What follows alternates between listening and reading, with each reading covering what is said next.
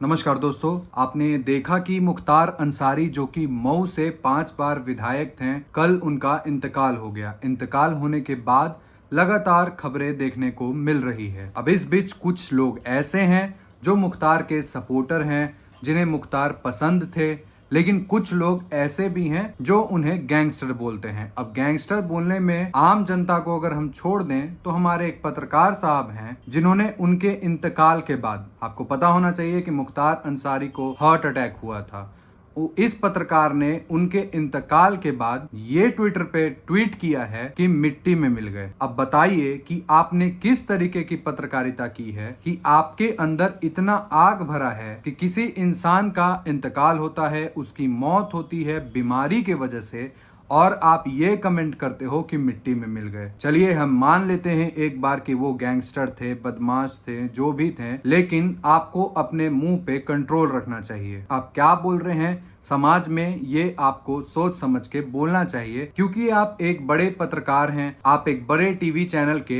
Anchor भी हैं। खैर, मुख्तार अंसारी का तो कहानी आपने देखा कि वो गैंगस्टर हैं, ये हैं। अतीक अहमद का भी आपने देखा, तमाम लोगों का आपने देखा, जैसे बिहार में आप शहाबुद्दीन को भी देखा। लेकिन जो मेरा सवाल है वो ये है कि क्या यूपी गवर्नमेंट को धनंजय सिंह और ब्रिजेश सिंह की आतंक नहीं दिखाई दे रही है? क्या यूपी की गवर्नमेंट ने अपने कान में ब्रजेश सिंह और धनंजय सिंह के नाम ना सुनने की वजह से रुई डाल लिया है? अरे भाई, आपको मुख्तार अंसारी दिख रहे हैं, आपको शहाबुद्दीन दिख रहे हैं, आपको अतीक अहमद दिख रहे हैं, पर ये दोनों आपको क्यों नहीं दिख रहे हैं? आखिर इनको आपने सेव करके क्यों रखा है, ये जानना चाहती है जनता। अब आप अगर बोलेंगे कि इन पे मुकदमा कितना है, तो दोस्तों मैं आपको बताना चाहूंगा कि इन पे 100 से ज्यादा आपराधिक मामले दर्ज हैं, फिर भी ये दोनों अभी बाहर हैं। दूसरी बात, अब्बास अंसारी जो कि मुख्तार अंसारी के पुत्र हैं, वो अभी विधायक हैं,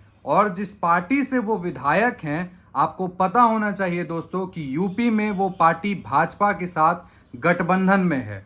तो मैं अपने सरकार से, यूपी सरकार से ये पूछना चाहता हूं, ये दरख्वास्त करता हूं कि मुख्तार अंसारी के बेटे को आपने टिकट ही क्यों दिया जब वो एक क्रिमिनल फैमिली से बिलोंग करते हैं? दोस्तों, आपको पता होना चाहिए कि मुख्तार अंसारी के पूर्वज ने इस देश के लिए अपना बलिदान दिया है। अगर आपको पता नहीं है दोस्तों, तो आप जाके इस बारे में पता कर लीजिए, और कृपया करके किसी के मरने के बाद उसके बारे में गलत बातें ना फैलाया जाए, क्योंकि हमारा धर्म, हमारा संस्कार हमें ये नहीं सिखाता है। मुख्तार अंसारी के जो भाई हैं, उन्होंने बांदा जेल पे एक आरोप लगाया है। आरोप ये लगाया है कि वो ऐसा बोल रहे हैं कि मुख्तार अंसारी ने बार बार ये बोला कि उनके खाने में, जो वो खाना खाते थे जेल में, उनके खाने में स्लो पॉइजन जैसा कोई जहर मिलाया जा रहा था, जिसका एहसास खुद मुख्तार अंसारी को हो रहा था कि खाना खाने के बाद उन्हें कुछ अजीब सी दिक्कतें होने लगती हैं, जैसे चक्कर आता है, पसीना आता है,